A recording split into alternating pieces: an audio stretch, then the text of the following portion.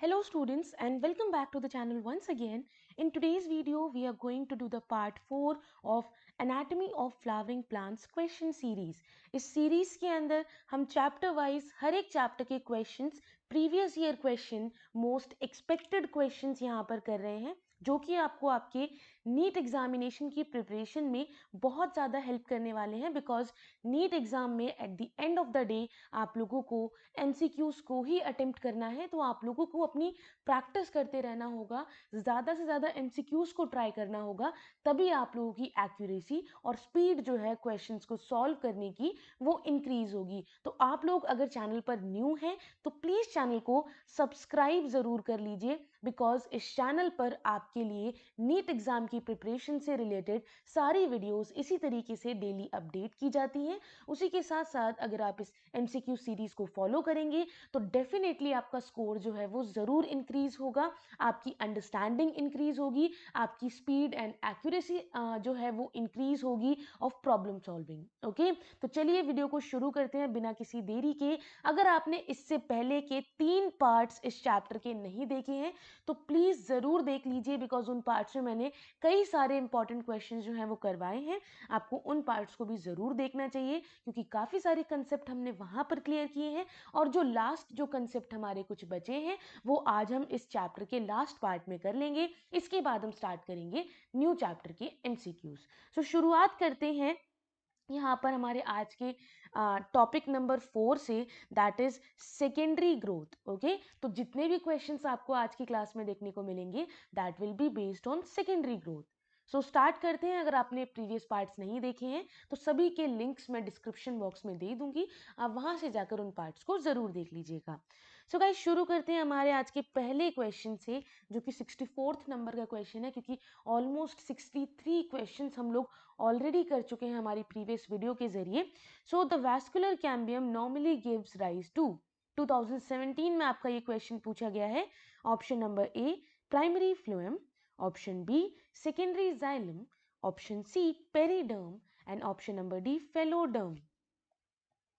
And the correct option here is very simple question, option number B secondary xylem। जब secondary growth होती है plants में, vascular cambium जो है they will give rise to secondary xylem and एक और चीज होती है that is secondary phloem। okay, so pheloderm कब बनता है, किसके द्वारा बनता है? it is formed by, मैंने पहले भी बताया था, it is formed by cork cambium। okay, और पेरिडर्म क्या है? कॉर्क का आउटर लेयर कहलाता है। ओके, जो कि सेकेंडरी थिकनिंग की वजह से क्रिएट होता है। तो ये कुछ पॉइंट्स हैं, ये कुछ कंसेप्ट के मेजर पॉइंट्स हैं जो आपको जानने बहुत ज़्यादा ज़रूरी है। ये आपको आपके मेडिकल एंट्रेंस एग्जाम नीट की प्रिपरेशन में हेल्प करेंगे क्योंकि यही कुछ वो पॉइंट्स होते हैं जो कि एग्जाम में क्वेश्चन बनकर आ जाते हैं। ओके, चलो अब हम ज़्यादा टाइम वेस्ट नहीं करेंगे कि क्वेश्चन को इतना ज़्यादा टाइम लेने में।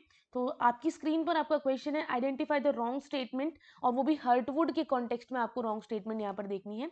ये क्वेश्चन भी 2017 में आया हुआ है। आप यहाँ पर बता सकते हैं what will be the wrong statement here. And the correct option here is option number B, it conducts water and mineral efficiently। basically heartwood जो है वो इनएक्टिव होता है फिजियोलॉजिकली क्योंकि वहां पर बहुत सारे ऑर्गेनिक कंपाउंड जो है वो आकर के क्या हो जाते हैं, इकट्ठे हो जाते हैं, डिपॉजिट हो जाते हैं और एक लेयर बना लेते हैं जिसकी वजह से वाटर और मिनरल पास नहीं हो पाएंगे। चलिए, read the different components from A to D in the list given below and tell the correct order of the components with reference to their arrangement from outer side to inner side in a woody dicot stem। A is secondary cortex, B is wood, C is secondary phloem and D is phloem। तो आपको इनका correct order बताना है, इन चारों का क्या correct order होगा from outer side to inner side in a woody dicot stem.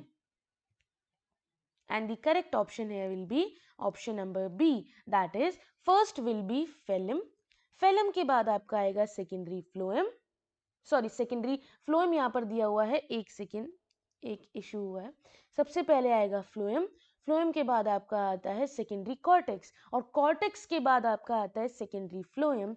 after that there will be in last wood। okay, next, age of a tree can be estimated by, Option A, biomass. Option B, number of annual rings. Option C, diameter of its heartwood. And option number D, its height and girth. And the correct option here is obviously annual rings कितनी है यही हमें बताती हैं कि एक tree की as क्या है. ओके, एनुअल रिंग्स ही हमें बताती हैं कि एक ट्री की एज क्या है. जितनी एनुअल रिंग्स होंगी उसी हिसाब से उसके ईयर पास ऑन हुए हैं. नेक्स्ट क्वेश्चन पे चलते हैं. Lenticels are involved in. ये क्वेश्चन आपका नीट 2013 में पूछा गया है. Option A, gaseous exchange. Option B, food transport. Option C, photosynthesis. And option D, transpiration. And the correct option here is option A, gaseous exchange. Okay, so lenticels जो हैं वो किस में इन्वॉल्व होते हैं? गैसियस एक्सचेंज में, क्योंकि ये एक ओपनिंग्स होती हैं जो कि स्टेम में ही आपको देखने को मिलती हैं ज़्यादातर वुडी ट्रीज के स्टेम में, जिसकी वजह से गैसियस एक्सचेंज हो पाता है. नेक्स्ट क्वेश्चन की तरफ हम चलेंगे अब. Interfascicular cambium develops from the cell of xylem parenchyma, endodermis, pericycle या medullary rays. 2013 में पूछा गया क्वेश्चन है ये. And the correct option here is option number D, medullary rays. जब secondary growth हो रही होती है उस टाइम पर the interfascicular cambium is formed by parenchymatous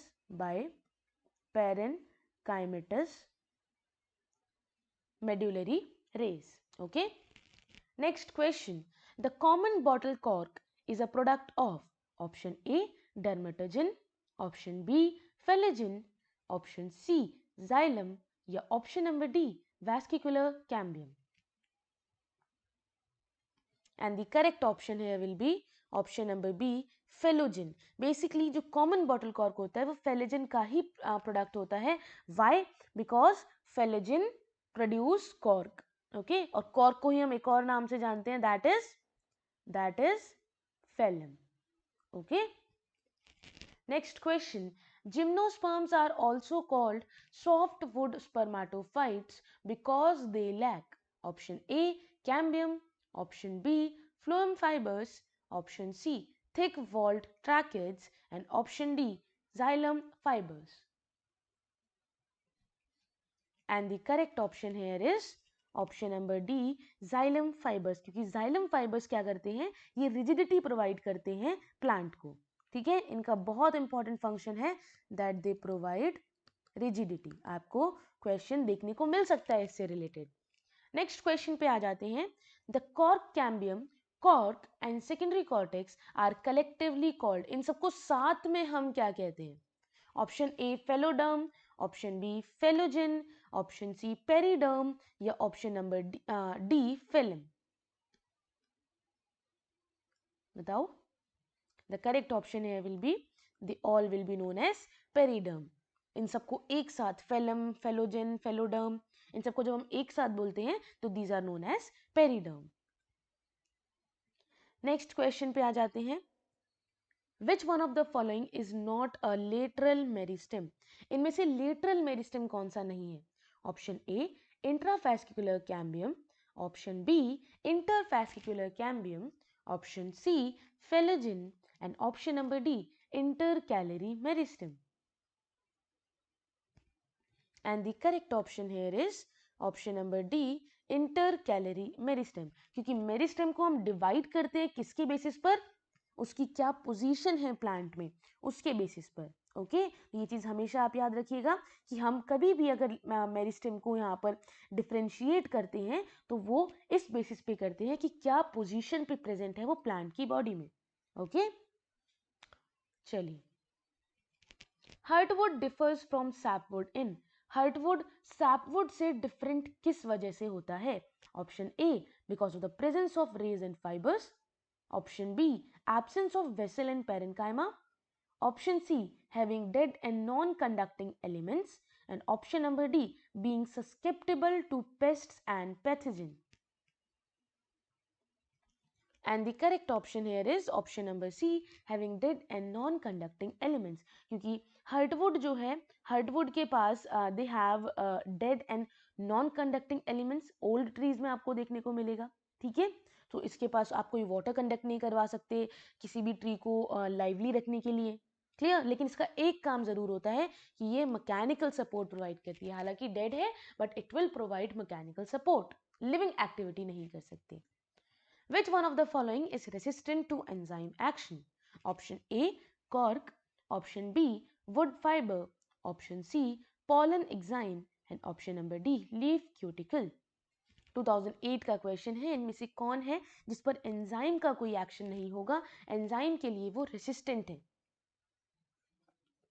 And the correct option here will be option number C, exactly, pollen enzyme। ये एक ऐसी लेयर है, आउटर लेयर को हम कहते हैं एक्साइन लेयर, ठीक है। और ये किसकी बनी हुई होती है? It is made up of sporopollenin, ठीक है।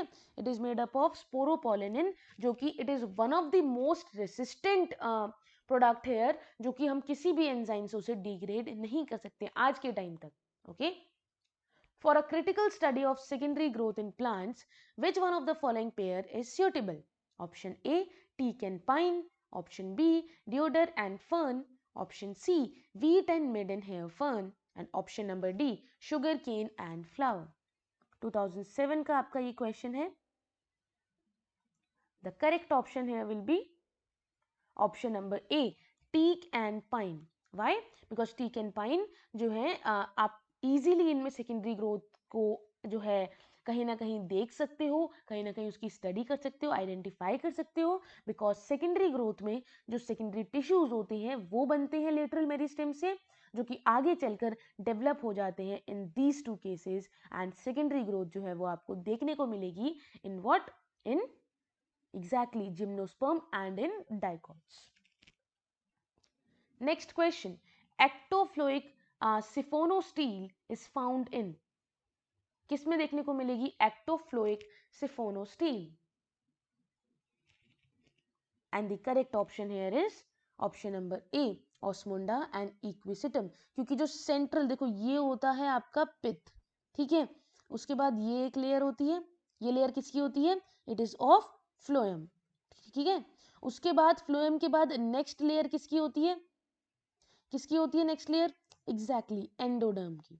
The next layer will be of endoderm, clear. अब आप लोगों में से कई बच्चे ये सोच रहे होंगे पिथ के बाहर जो लेयर है वो क्या है? It is xylem, okay.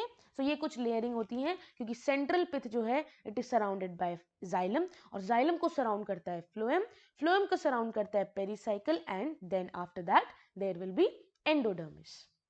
So phloem जो है it occurs only outside xylem, ये जाइलम है, इसके आउटसाइड फ्लोएम है। Main function of lenticel is, हमने अभी एक क्वेश्चन किया था if you guys remember, lenticel क्या था, क्या काम कर रहा था? Option A transpiration, option B guttation, option number C gaseous exchange, and option number D bleeding. And the correct option here is option number A transpiration, क्योंकि lenticels वो pores होते हैं जो कि वुडी स्टेम में प्रेजेंट होंगे, जिनकी वजह से ट्रांसपिरेशन या फिर लॉस ऑफ वाटर वेपर जो है वो हो पाएगा। Next question, which of the following meristems is responsible for extrastellar secondary growth in dicot stem? Option A, intrafascicular cambium. Option B, interfascicular cambium. Option C, intercalary meristem. And option number D, philogen. And the correct option here will be, what will be the correct option? Option number D, that is saying philogen, क्योंकि यहाँ पर आपने देखा था that vascular bundles जो हैं उनमें जो आपका इंट्राफेसिकुलर कैम्बियम है it occur inside the vascular bundles in between xylem and phloem. जो इंटरफेसिकुलर कैम्बियम है, यानी कि इसकी बात मैं कर रही हूँ, this is develop in form of strips, strips के फॉर्म में ये बनता है, किसके लेवल पर? जो हमने ऑलरेडी पढ़ लिया है इंट्राफेसिकुलर कैम्बियम के लेवल पर, ओके। चलिए next question, procambium forms. Option A only primary vascular bundles, option B only vascular cambium, option C only cork cambium, and option number D primary vascular bundles and vascular cambium. बताइए। बिल्कुल, procambium जो है it is the derivative of shoot apical meristem, और ये क्या बनाता है, vascular bundles, ठीक है, vascular strand. As the secondary growth takes place, यानी कि स्टार्ट होती है एक ट्री के अंदर, किसकी थिकनेस इंक्रीज होगी या सेम रहेगी, क्या कंडीशन होगी? Option A heartwood increases, option B sapwood increases, option number C both increase, and option number D both remain the same. And the correct option here will be option number A. Obviously mechanical support की जरूरत पड़ेगी तो heartwood जो है वो increase हो जाएगी, ठीक है, because it is a non functional part of the secondary xylem. Abnormal या फिर एनामिलस सेकेंडरी ग्रोथ अकर्स इन, यानी कि अबनॉर्मली अगर ग्रोथ हो रही है, सेकेंडरी ग्रोथ हो रही है, that is in Dracaena, ginger, wheat या सनफ्लावर। बहुत सिंपल है, ये तो आप लोग रोज अपने घरों में देखते हो। बताओ बताओ, कंफ्यूज हो गए? मैंने कहा रोज अपने घरों में देखते हो। चलो, ट्रिक क्वेश्चन था आप लोगों को कंफ्यूज करने के लिए, ऐसे ही बोला था मैंने। सही ऑप्शन होगा ऑप्शन नंबर ए ड्रैकियाना, ठीक है। तो ये आपको एक तरीके से अबनॉर्मल यहाँ पर ग्रोथ आपको देखने को मिलेगी, सेकेंडरी ग्रोथ देखने को मिलेगी इन ड्रैकियाना। और एक और एग्जांपल आप याद रख लो, अगर ड्रैकियाना नहीं दिया गया तो हो सकता है क्वेश्चन में आपको एक और एग्जांपल दिया जाए, yucca. Okay, next question, which exposed wood will decay faster? Option A sapwood, option B softwood, option C wood with lots of fiber, and option D hardwood. And the correct option here will be option number A sapwood. Sapwood जो है वो कम durable होती है because susceptible होती है to attack by the pathogen and the insect. ये physiologically तो active होगी और ये वाटर को कंडक्ट कर पाएगी through it. So next question की तरफ चलते हैं। A narrow layer of thin walled cell found between phloem या bark and wood of a dicot is option A cork cambium, option B vesicular cambium, option C endodermis, and option number D pericycle. And the correct option here will be option number B vesicular cambium. So vesicular cambium जो है ये produce होता है, बनता है by two type of meristem. एक होता है फेसिकुलर कैम्बियम और आपका एक होता है interfascicular cambium. Okay, next question की तरफ चलते हैं। लास्ट क्वेश्चन है आपका ये, periderm is produced by option A vesicular cambium, option B fascicular cambium, option number C philogen, and option number D intrafascicular cambium. And the correct option here will be option number C phellogen. जो secondary ground tissue है या periderm है वो आपके phellogen या cork cambium से ही बनते हैं। Okay, so guys thank you so much for watching the video. I hope you all like the question, and अगर आपको और ऐसी वीडियोस चाहिए तो प्लीज चैनल को जरूर सब्सक्राइब करें। पसंद आती है तो लाइक और शेयर करना ना भूलें। मिलते हैं आपको नेक्स्ट वीडियो के साथ।